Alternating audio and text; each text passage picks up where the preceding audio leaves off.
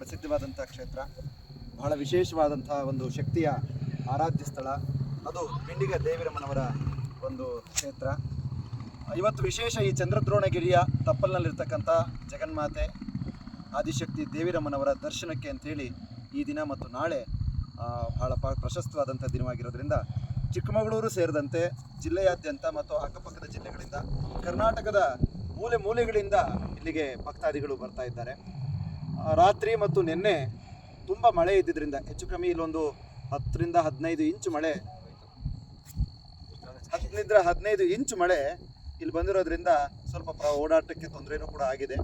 ಸ್ವಲ್ಪ ಜಿಗಣೆಗಳ ಕಾಟ ಇತ್ತು ಮತ್ತು ನೀವೇ ಕಾಣ್ತಿರುವ ಹಾಗೆ ಈಗ ಮಂಜು ಮುಸುಕಿದೆ ಮತ್ತು ಇನ್ನು ಕೆಲವೇ ನಿಮಿಷಗಳಲ್ಲೂ ಕೂಡ ಮತ್ತೆ ಮಳೆ ಆಗುವಂತಹ ಸಾಧ್ಯತೆಗಳನ್ನು ಹವಾಮಾನ ಇಲಾಖೆಯವರು ಹೇಳ್ತಾ ಇದ್ದಾರೆ.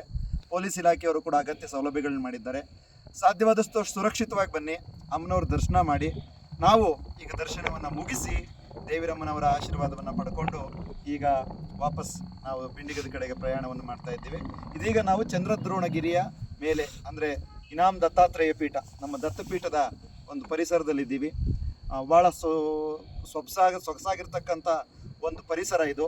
ಬಹುಶಃ ಇಷ್ಟೊಂದು ಸ್ವಚ್ಛತೆ, ಆಹ್ಲಾದಕರ ವಾತಾವರಣ ಮತ್ತು ಇಷ್ಟೊಂದು ನೈಸರ್ಗಿಕವಾಗಿ ಬಹಳ ಒಂದು ದೈವಿ ಸ್ವರೂಪ ಇರತಕ್ಕಂಥ ಇದ್ರ ನಡುವೆ ಅಮ್ಮನವರು ನೆಲೆಸಿದ್ದಾರೆ.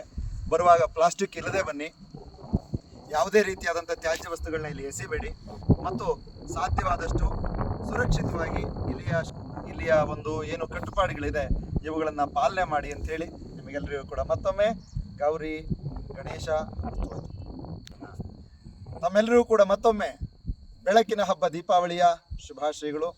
ದೇವಿರಮ್ಮನವರ ಕೃಪೆ, ಮಲೆನಾಡಿನ ಈ ದೈವದ ಆಶೀರ್ವಾದದ ಬಲದಿಂದ ಇಡೀ ಎಲ್ಲ ಭಕ್ತರಿಗೂ ಕೂಡ ಸಂಕಲ್ಪ ಸಿದ್ಧಿಯಾಗಲಿ, ನಿಮ್ಮೆಲ್ಲರಿಗೂ ಕೂಡ ಒಳ್ಳೆಯದಾಗಲಿ.